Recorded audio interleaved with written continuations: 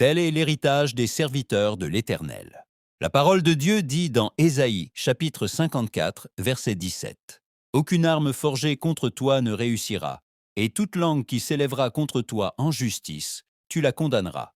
Tel est l'héritage des serviteurs de l'Éternel, et leur justice vient de moi, dit l'Éternel. » Ce texte n'est ni un réconfort humain, ni une parole émotionnelle. C'est un décret éternel établi par Dieu lui-même.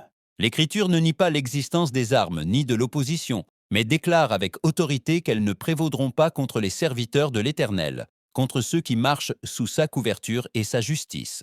Les armes peuvent exister et causer du tort dans le monde, mais elles n'ont ni domination ni issue finale contre ceux qui sont oints et protégés par Dieu, car leur héritage est soutenu par la justice qui procède directement de lui. Toute stratégie élevée contre le peuple de Dieu est limitée par son autorité souveraine.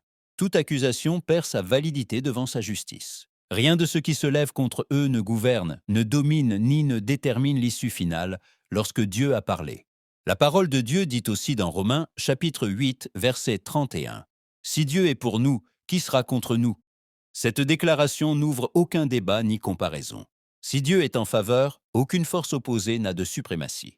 La puissance ne réside pas dans la grandeur de l'ennemi, mais dans celui qui soutient la cause. La parole de Dieu dit dans le psaume 23, verset 1, « L'Éternel est mon berger, je ne manquerai de rien. » Sous le gouvernement de Dieu, il y a provision, direction et stabilité. Dieu prend soin de ce qui lui appartient et soutient ce qu'il a lui-même établi. Rien n'échappe à son soin et rien ne sort de son dessein parfait. Tel est l'héritage des serviteurs de l'Éternel.